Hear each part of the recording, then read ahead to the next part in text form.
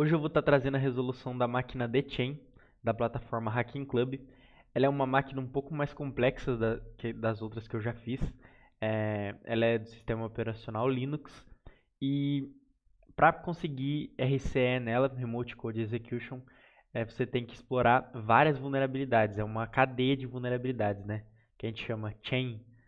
E para isso, a gente explora um XML que ele está exposto no, num formulário que a gente envia no serviço web.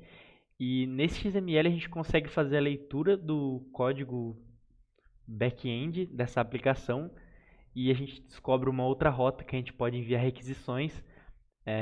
Então a gente consegue um SSRF e com esse SSRF a gente consegue enviar requisições internamente para os ABICs que está rodando interno e a gente consegue trigar um SQL injection, a gente obtém a sessão do administrador e depois disso a gente consegue criar um script e executar. E esse script tem um comando que é executado lá no sistema operacional.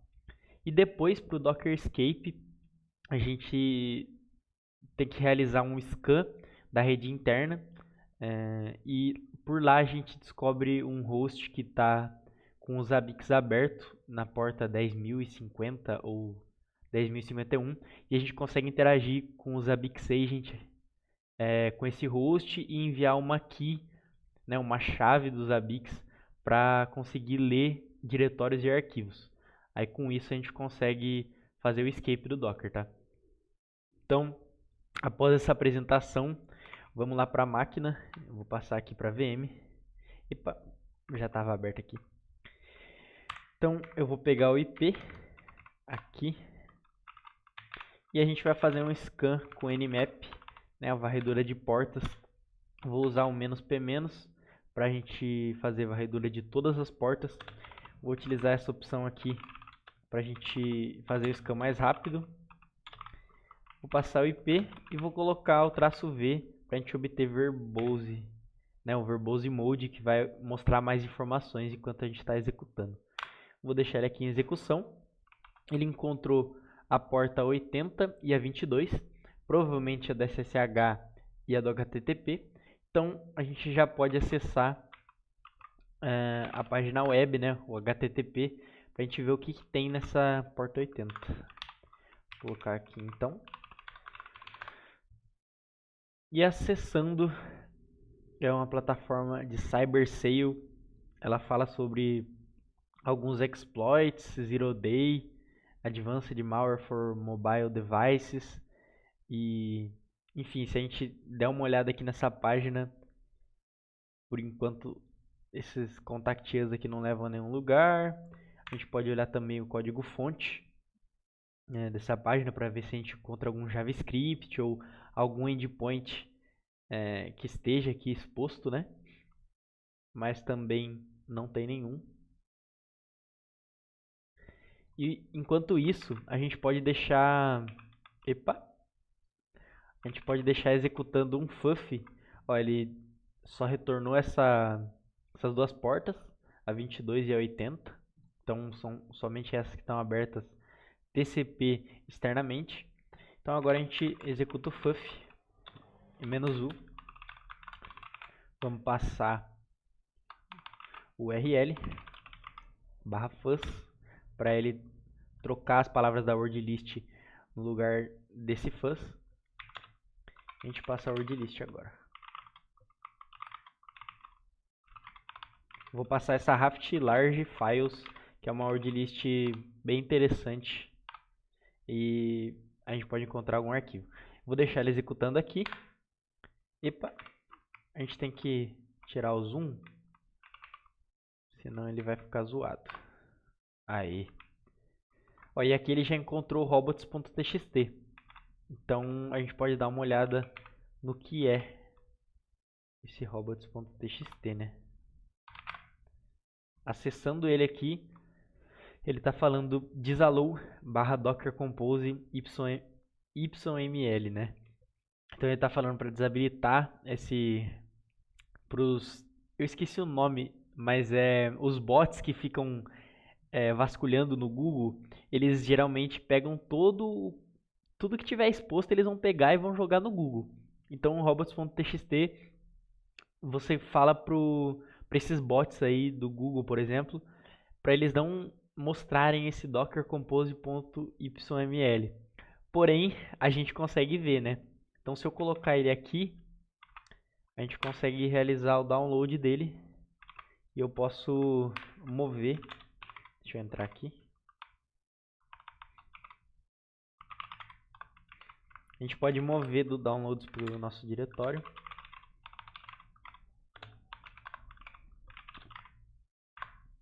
E aqui, esse arquivo Docker Compose, ele é um arquivo de configuração para o Docker Compose, que é basicamente de gerenciamento de containers, de vários Dockers, né?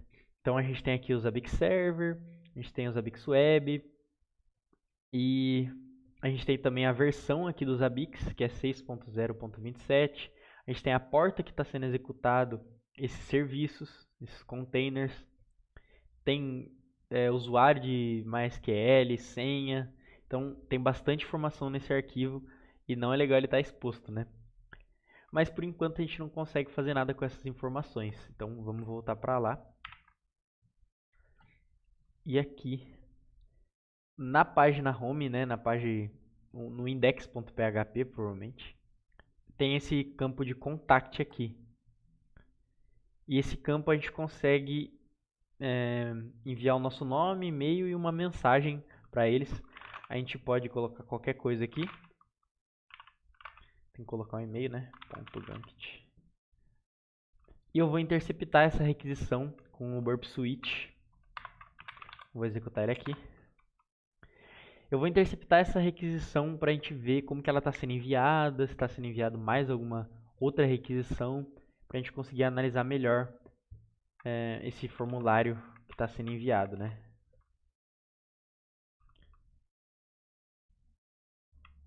Vamos esperar executar.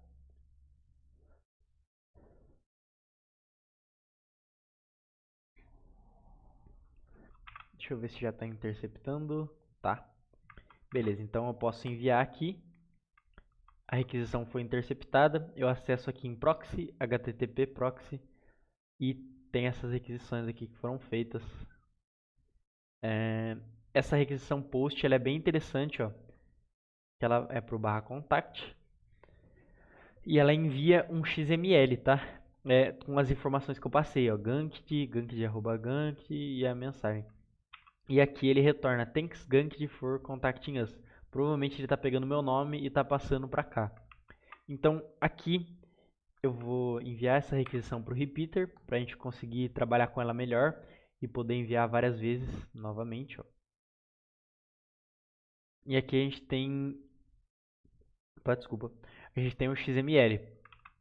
E com o XML a gente pode fazer aquele ataque que é o XXE, que é XML External Entity, onde a gente adiciona uma entidade ao XML e a gente consegue fazer ela retornar no parâmetro que está sendo refletido, que no caso é o name. Então eu vou pesquisar aqui XXE. Vamos acessar aqui esse da Portswigger. Para a gente não perder muito tempo do vídeo, eu já vou pegar uma entidade pronta. Aqui, ó, essa aqui é interessante. Então eu só copiei esse doctype que está abrindo e ele adiciona essa entidade XXE aqui e nela vai ter o conteúdo de file etc pswd, né, do arquivo etc pswd. Então a gente tem que colocar aqui no parâmetro que está sendo refletido XXE, que é o nome da entidade, ponto e vírgula. Aí também tem que colocar um e-comercial. Então aqui, se der certo, o etc pswd, o arquivo vai ser refletido no lugar do meu nome, tá? A gente segue o redirect e vamos renderizar, né? Tá. Não sei por que não funcionou, vou enviar de novo. Vamos renderizar a página. Aí, ó. Aqui ele retornou o arquivo etc.pswd pra gente. Então a gente tem um file read, né, com esse XXE. Porém, tem muitas outras coisas que a gente pode fazer aqui. A gente pode também enviar requisições. Então a gente pode usar o http enviar uma requisição, por exemplo, para o meu servidor. Eu vou abrir um servidor web aqui na porta 8000 e a gente consegue enviar uma requisição para lá. Através do XML a gente tem também, deu certo. A gente tem também um SSRF, beleza? Então, aqui ele retornou um erro, ó. É um erro bem interessante porque ele está falando sobre as funções, mas ele também está entregando o caminho da controller, ó. Tem uma controller que chama Contact Controller e ele está passando o path todo dela. Então, o que a gente pode fazer é utilizar um PHP Filter, já que essa aplicação ela está sendo, deixa eu fechar isso aqui, ela está sendo executada em PHP, ó. Então eu posso utilizar um PHP Filter, que é chama base 64 em decode, que eu consigo pegar o conteúdo dos arquivos em base 64. Então, ao invés dele retornar o etc.pswd que estava retornando aqui, ele vai retornar o conteúdo dos arquivos que eu passar aqui. E para isso, eu vou pesquisar aqui PHP filter. Aqui, ó, já tem um salvo aqui. É exatamente esse PHP filter aqui, ó. A gente passa, por exemplo, como a gente tem já essa controller, eu posso passar ela aqui e ele vai me retornar o conteúdo desse arquivo contact.controller.php em base 64. Então a gente desce aqui e ó, tá em base 64. Eu vou pro decoder do Burp Suite e vou decodar. Então aqui a gente tem o código em PHP do back-end que a gente conseguiu extrair. Então a gente poderia fazer isso com vários outros arquivos, por exemplo, o index. A gente poderia também ver se tem, se quando a gente envia uma requisição errada, ele retorna mais algum outro endpoint. Aqui ó, ele está retornando também esse request.php. Então a gente tem que fazer a leitura de tudo isso aqui para ver se a gente encontra mais uma coisa, né? E eu já fiz esse processo, porque senão o vídeo ia ficar imenso. E eu salvei na pasta app. cd app. E eu vou abrir ela aqui com o Visual Studio Code, né? Olha lá. Então aqui eu já fiz o download de todos esses arquivos com esse mesmo método, tá? De base 64 em code. E a gente consegue analisar agora, fazer um code review, né? Nessa aplicação. Então se a gente analisar certinho todos os arquivos, né? A gente vai cair nessa webhook controller, que é uma controller e ela pega do parâmetro action, ela pega, você pode fazer uma requisição com make request passando a URL. Então a gente consegue fazer um SSRF. Aí você me pergunta, por que eu vou querer fazer um SSRF sendo que você já encontrou um SSRF aqui anteriormente, né? A questão é que a gente não consegue ter um protocolo muito interessante, que é o Gopher, que a gente consegue enviar, a gente consegue se comunicar com muitos serviços, por exemplo, MySQL, Zabbix, muitos serviços a gente consegue se conectar utilizando o Gopher. Ele é um protocolo, a gente passa o IP normal, a porta, e aí a gente passa barra, underline, e a gente passa aqui o conteúdo.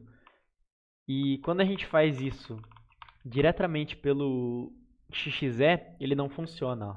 Eu posso até testar aqui. Vou pegar o meu IP e vou tentar enviar uma requisição pelo Gopher.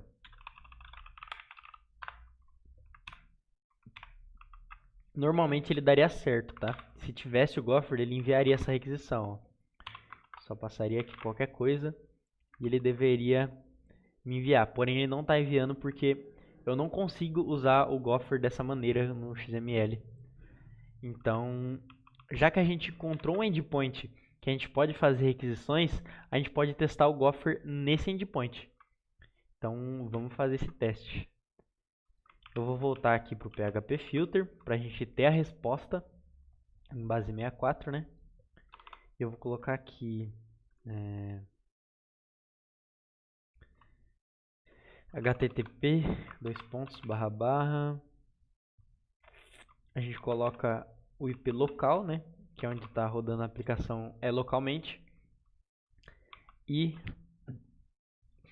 essa controller está dentro de API. Então a gente tem que colocar também barra API, barra o nome da controller que é webhook. E aí a gente passa o argumento. Ó, ele está pedindo o argumento action, parâmetro, né? Falei errado. Parâmetro action. A gente passa a ação que a gente quer fazer, que está em private actions aqui. Então a gente coloca make request, que é a ação que a gente quer fazer. E aqui a gente passa o URL como parâmetro. Depois ele pega esse parâmetro e envia uma requisição get, tá? Então a gente coloca aqui e URL igual. Aí aqui a gente consegue usar o Gopher. Na verdade a gente tem que fazer o teste, né? Vamos colocar Gopher //. Vou passar o meu IP novamente.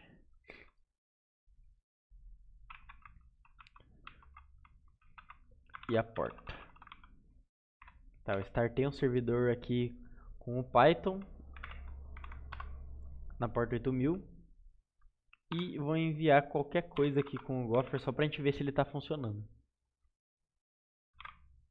Mas no caso aqui ele chegou 123, né? Ele nem envia uma requisição HTTP, porque o Gopher a gente consegue trabalhar até diretamente com conexões TCP. Dá para explorar muita coisa com o Gopher.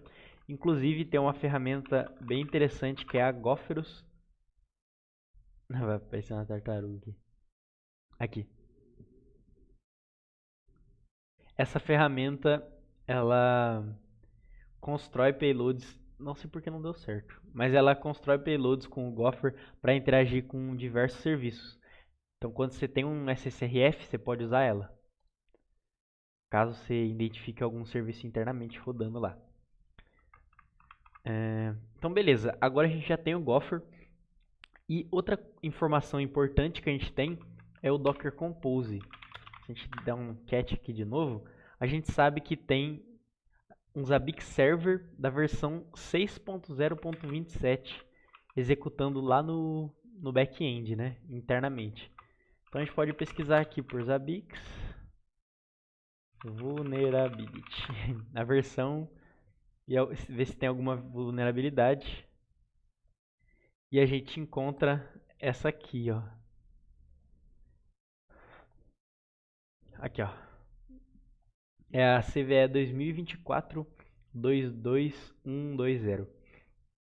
Essa vulnerabilidade aqui, ela é um SQL injection. E depois desse SQL injection, você consegue obter o SID de administrador e consegue criar um script para executar comando. Aí a gente tem que pesquisar como que a gente vai explorar essa vulnerabilidade, né? Internamente. Então a gente pesquisa aqui CVE POC, por exemplo. Nossa, será que é por conta do burp? Ele não está abrindo o GitHub. O GitHub tinha caído, mas agora ele já voltou. E acessando aqui a POC desse Wolf Hacker, ele fez uma POC dessa Remote Code Execution. Porém, ela não vai funcionar pra gente, porque a gente só consegue interagir com os Zabbix através do Gopher. E ele ensina como usar essa POC. A primeira coisa que a gente tem que fazer é pegar o Session ID e o Host ID.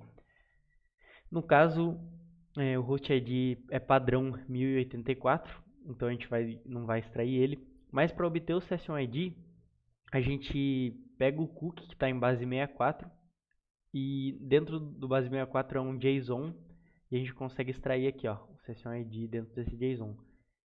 E a gente só consegue obter esse Session ID se a gente enviar uma requisição post para o /zabbix.php. Então, a primeira coisa que a gente tem que fazer é pegar o Session ID, tá? E aqui eu tenho o meu exploit que eu desenvolvi para explorar essa máquina, para explorar essa vulnerabilidade nessa máquina com o Gopher, tá? Mas a gente precisa do SID primeiro. Eu vou mostrar como é que a gente tem que fazer. Então, ele já mostrou, na verdade, né? A gente tem que enviar uma post request para zabbix.php. E a gente tem que fazer isso através do Gopher. Então, eu vou montar a requisição aqui manualmente. zabbix.php http 1.0, vou usar. E a gente tem que passar o host, que é Zabbix Web na porta 8080. Então aqui, se a gente vai só encodar, vai usar essa opção aqui, encode as URL e encode as URL de novo. A gente vai encodar duas vezes esse header e vai enviar no Gopher. E assim ele vai estar enviando essa requisição para o Zabbix Web. Ele vai enviar uma post request para Zabbix PHP. Então se a gente enviar aqui, ele deve retornar essa página aqui, que contém o Session ID, tá? Vamos ver. No caso ele vai retornar em base 64, né?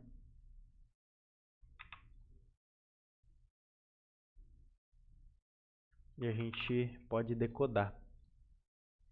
E aqui, ó, ele passa... Eu vou até colocar no Visual Studio para ficar melhor. Ó, ele passa 7 cookies e o cookie aqui Zabbix Session. Tá em base 64. A gente desencoda e obtém o Session ID aqui.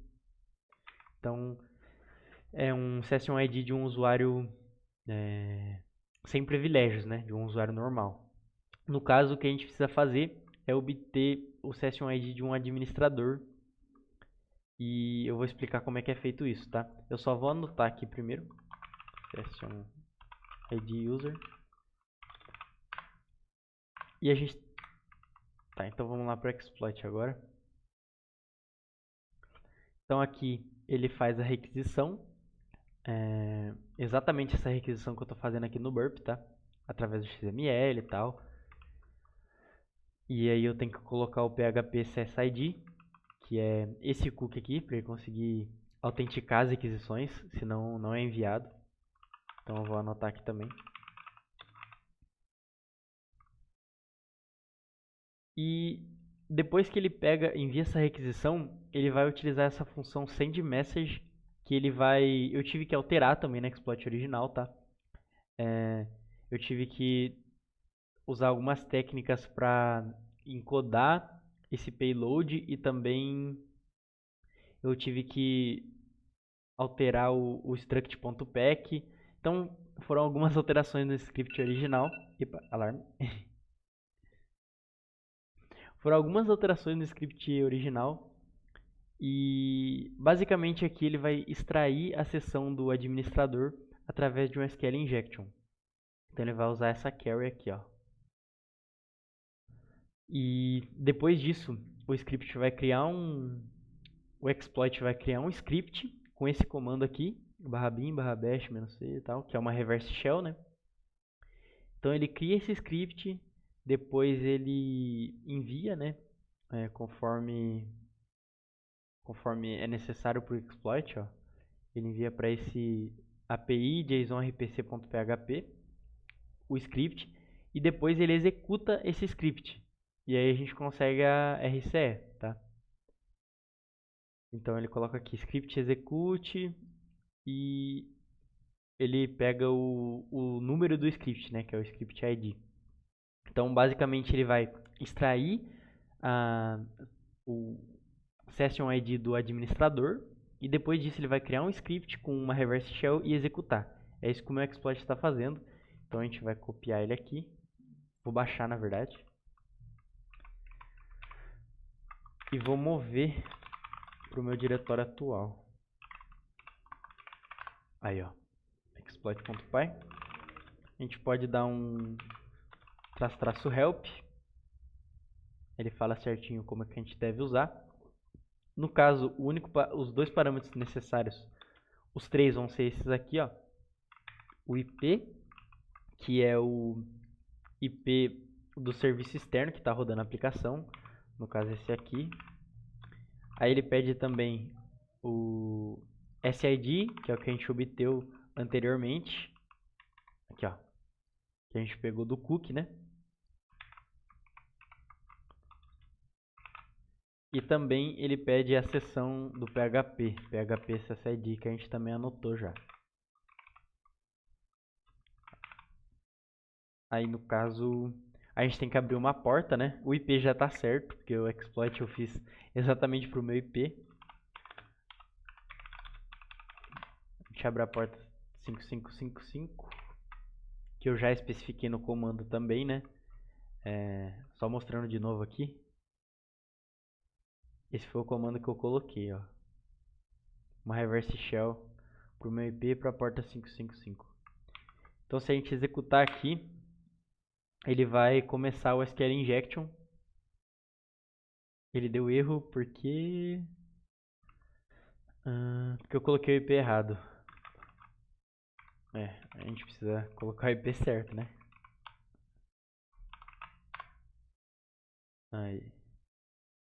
Aí, agora sim. Então agora ele vai começar a fazer o SQL injection. Vai demorar um tempo, então eu vou dar uma cortadinha no vídeo aqui. E a gente recebeu a shell. Eu tinha executado o script, porém ele deu um erro de conexão. Então eu tive que executar de novo. Mas deu para entender a lógica. E agora a gente tem uma reverse shell aqui. Como Zabbix, o usuário Zabbix. Então a gente pode tentar digitar um sudo -l. Não tem sudo na máquina. A gente pode rodar Olimpias. Tem muitos diretórios para ver. Aqui a gente pode dar uma olhada aqui também. Porém, o que eu fiz foi olhar o arquivo etc hosts, né? E aqui ele tem um endereço de IP interno falando que é esse aqui que a gente está, né? No caso, ele está falando que essa sequência de caracteres aqui aponta para esse IP. Então, o que seria interessante, a gente já tem um Nmap nessa máquina, o que ajuda bastante, ao invés da gente ter que transferir, né, um binário. E a gente pode utilizar o Nmap para escanear essa rede toda. Então a gente usa o Nmap -p-, e a gente passa o /24, que ele vai fazer um scan na rede toda. E a gente pode ver se tem algum outro host que a gente alcance fora desse Docker, né? Se a gente executar aqui, ele vai ser bem mais rápido do que o normal, porque eu já estou dentro da rede. Então, olha lá, ele já terminou. E se a gente analisar aqui a saída do Nmap, ó, ele encontrou SSH, HTTP, HTTP proxy, MySQL. A gente poderia acessar, porque a gente tem aquelas credenciais. E também esse Zabbix Agent. E também esse Zabbix Trapper, né? Mas o Zabbix Agent, ele é muito interessante, porque é um outro host, né? Então esse host aqui não é o nosso, né? Não é o localhost. E ele está com essa porta 1050 aberta. Então a gente pode utilizar o Zabbix-Get, que é um utilitário do Zabbix, para se comunicar com o Zabbix Agent, tá? Então se a gente consultar aqui o manual do Zabbix, Zabbix-Get, talvez. Aqui, ó. Zabbix Agent. Ele tem todo um manual explicando como que funciona a conexão. E deixa eu achar aqui uma parte interessante, que é o modo de uso do Zabbix-Get. Acho que é mais fácil eu executar direto o binário, peraí. Aqui, ó. Ele já tem na máquina, tá? Então a gente também não precisa realizar a transferência. Ele está em /bin, /zabbix get. Inclusive eu vou melhorar minha shell antes antes disso, eu vou utilizar o Hacktrix STTY, que a gente consegue copiar um script para melhorar a shell. Porque a gente não consegue limpar a tela, a gente não consegue dar um Ctrl C sem quebrar a shell, então isso acaba atrapalhando bastante. Aqui, ó, eu vou utilizar esse aqui para a shell ficar mais interativa, tá? A gente dá um Ctrl Z e beleza.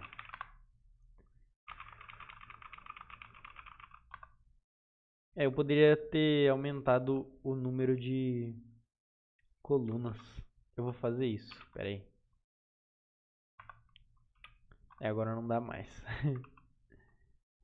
Será que tem como eu setar daqui? Porque quando eu escrevo, ó, ele quebra a consulta no meio da tela. Isso é porque o número de colunas está muito baixo. Então eu vou colocar tipo 240. Aí agora dá pra digitar sem quebrar. Mas beleza. Voltando aqui, é Zabbix Get. Esse é o binário. Quando a gente digita ele, ele dá um usage mode, né? E explica como é que a gente pode usar.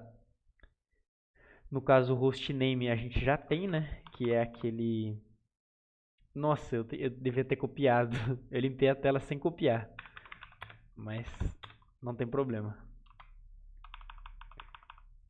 Então a primeira coisa que a gente precisa é do hostname, depois a porta, e aí a gente pode passar uma key, tá? Eu vou primeiro pegar o hostname e depois eu explico. Epa, terminou a shell.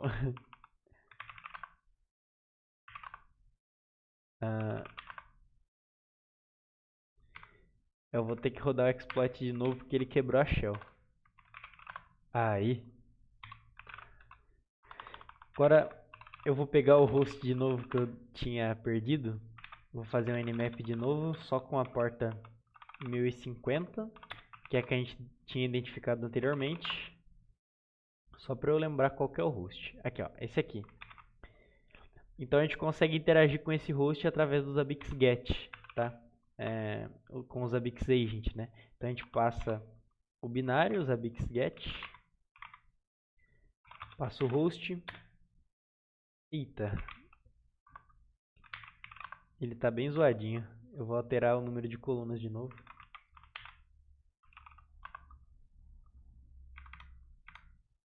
Aí. A gente vai passar a porta, que é 1050. E... beleza, aí agora eu vou explicar sobre a item key. Que é... basicamente são essas item keys suportadas pelos Zabbix. A gente consegue utilizar para muita coisa. Para muita coisa mesmo. Por exemplo, executar comando, vlog, a gente consegue, sei lá, fazer um ping.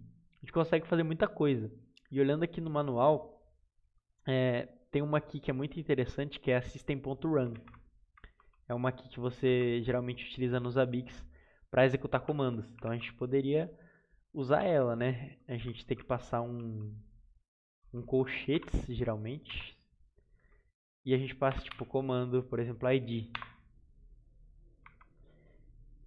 Ah, tem que passar o -k, né? Pra gente passar aqui. Aí no caso, aqui essa chave ela não é suportada, porque por padrão... Nossa, eu fiquei na frente da consulta, peraí.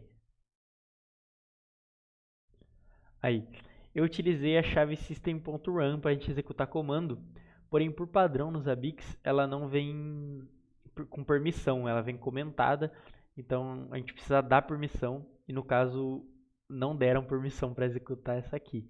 Então a gente teria que achar outra aqui que a gente tivesse permissão. E eu encontrei essa aqui que é a .read.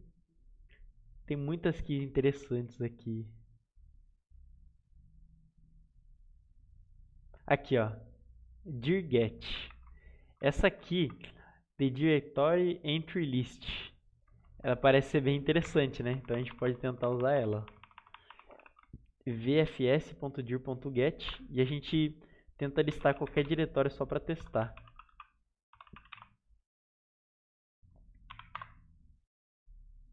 First parameter is not a directory.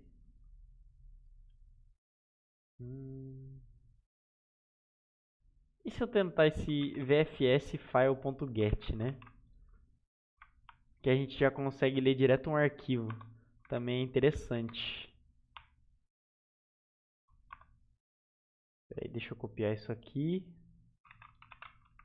E vamos copiar o vfs file.get. Olha, ele fala returns information about a file. Será que a gente consegue ler o conteúdo do arquivo?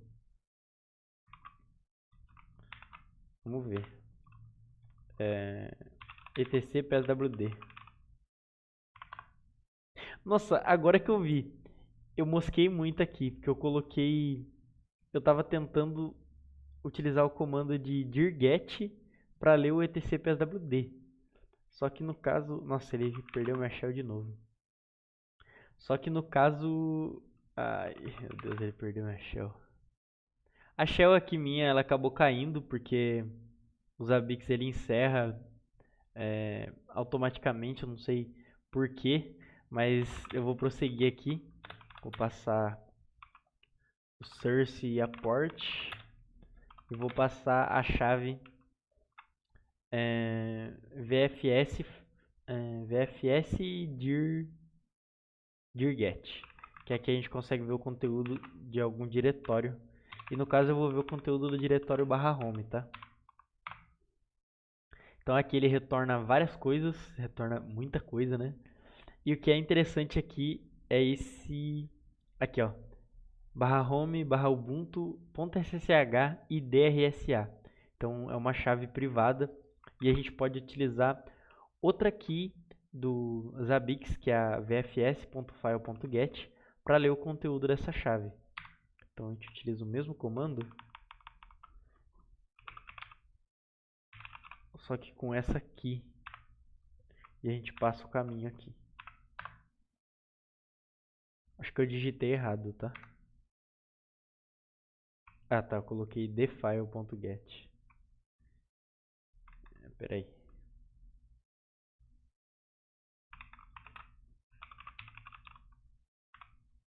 E aqui a gente passa o caminho. /home.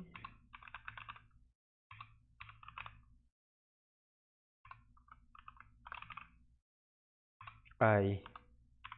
Agora sim. Eu acho que não era esse esse script que eu queria, não. Ele tá dando só informações do arquivo.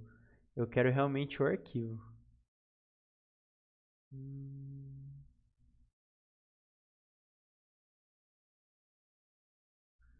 File contents. Aqui, ó. vfs.file.contents. Essa aqui acaba sendo bem mais interessante, né? .contents. Aí. E aqui a gente passa o conteúdo que a gente quer. Aí. Então agora é só a gente salvar essa chave SSH, né? Salva no localhost. E a gente, vamos ver se ela tem senha, né? Porque se ela tiver senha, a gente tem que quebrar. Então eu vou dar um SSH no usuário Ubuntu. O host vai ser o host padrão mesmo. E a gente passa a chave IDRSA. Eu acho que eu não... Talvez eu não tenha dado permissão.